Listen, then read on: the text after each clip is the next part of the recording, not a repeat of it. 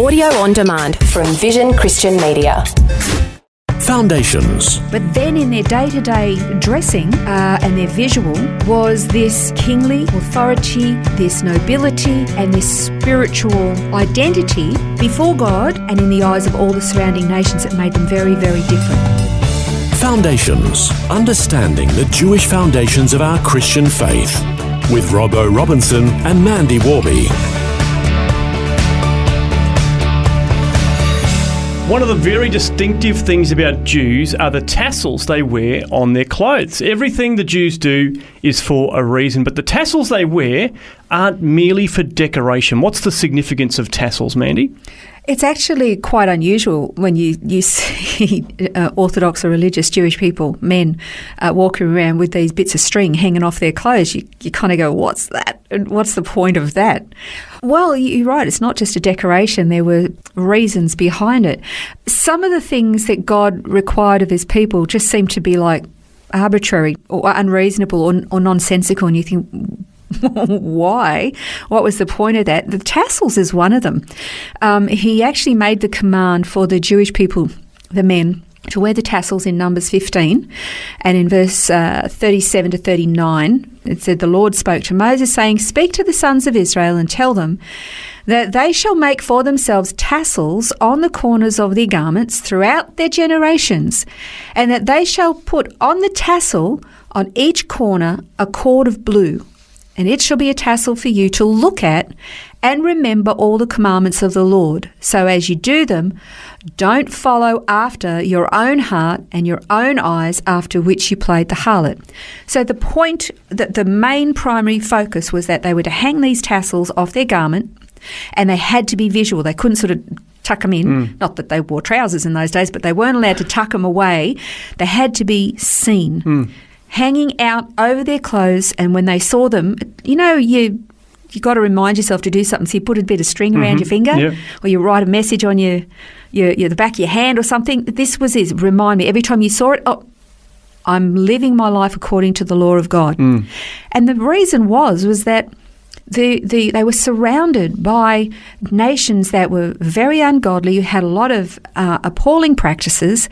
And as you look at Israel's history, they had this really bad habit of falling into copying the behaviours and attitudes, religions of their neighbouring countries. Yeah. Well, you see that in that passage where it says, you've followed after your own heart and your own eyes, looking at what the other surrounding nations have done. So God's saying, well, this is a visual reminder of me, rather than the visual of something which is not good. He called them to be different. And you can kind of understand, if you're sort of like the Jews often today, and say, God chose us, but we wish he'd choose somebody else for a while. Because they feel it's an isolating thing for them. And that's why they said they just wanted to be like the other nations. They didn't want to just have God as their king. They wanted a king to make them like the other nations, so they didn't feel so, like a pimple on a pumpkin sort of thing, So you will often see a lot of Orthodox or religious Jewish men even today with the tassels on their clothes. And they had the tassels on the prayer shawls. The prayer shawl is called the talit. The tassels themselves are called tzitzit. And they don't wear the prayer shawls all the time. The prayer shawls are worn for prayer or fasting or reading the Torah. They use them for ceremonial things, like when they're getting married. A man will wear the prayer shawl. Actually, it's really beautiful when they say their vows. At one point, he actually will encase his new bride with his prayer shawl, so she's coming under his covering and protection. Nice. It's really quite beautiful. But for religious Jews and observant Jews, they have it's kind of like a little vest thing. It goes under their clothes, so it's not significant. All it is a mechanism for having tassels hanging on the outside of their trousers all day. So it's separate to the prayer shawl, and that's the purpose. So that every time they look at it, they are reminded. Now, it's a kind of a strange thing, but it's actually very serious. There's very great significance. It's not just to remind them, well, that was the primary thing of God's law, but the tassels were also, they symbolised some very important things. One of them was authority.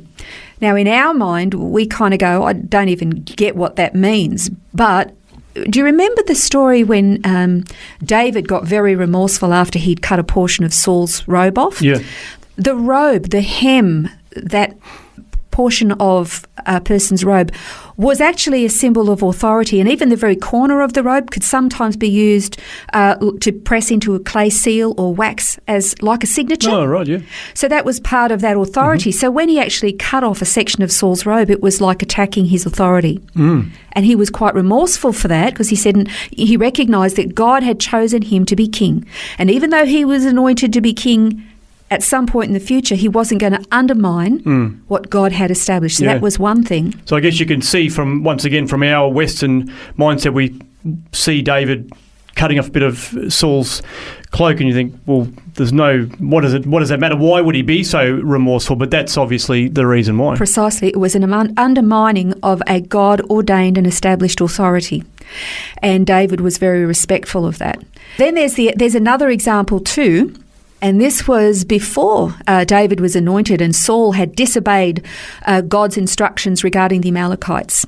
And when Samuel informed him that God was so angry with him that God was rejecting his instructions, and Samuel went to leave, and Saul reached out, grabbed Samuel's robe and tore it.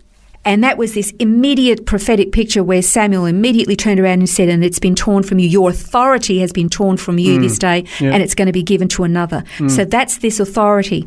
There's another thing about it. The blue, it's not just for royalty, but it was also, and the priesthood, it was significant of being symbolic of nobility and royalty.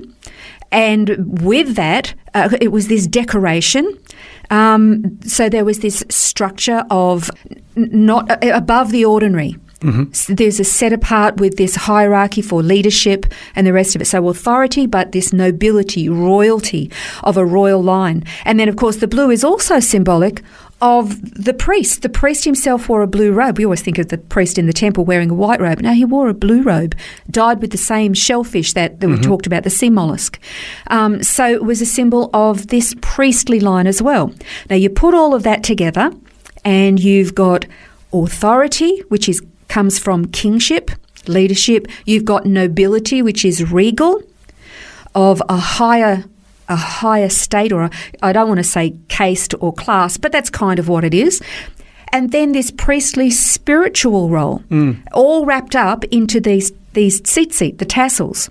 Now, that's actually quite amazing, because you've got this nation of people who are called to be very, very separate, called to be very different from the nations of the world, to be this representation and to be markedly different. Now, they had to have a covenant marking physical within their flesh. That was circumcision. But then in their day-to-day dressing and their visual was this kingly authority, this nobility, and this spiritual identity before God and in the eyes of all the surrounding nations. That made them very, very different. The unique thing about the tassels is it wasn't just for certain people within Israeli society. It was for everybody. It didn't matter what their class was or where they were from. It's quite unique in that it was authoritative and priestly and noble, and yet it was for everybody. So that's quite a paradox, isn't it? And we're going to actually unpack that a bit in the next program. Looking forward to finding out more about the tassels next time on Foundations. This has been Foundations, a look at the Jewish foundations of our Christian faith. For study notes, resources and more, see vision.org.au/foundations. Thanks for taking time to listen to this audio on demand from Vision Christian Media. To find out more about us, go to vision.org.au.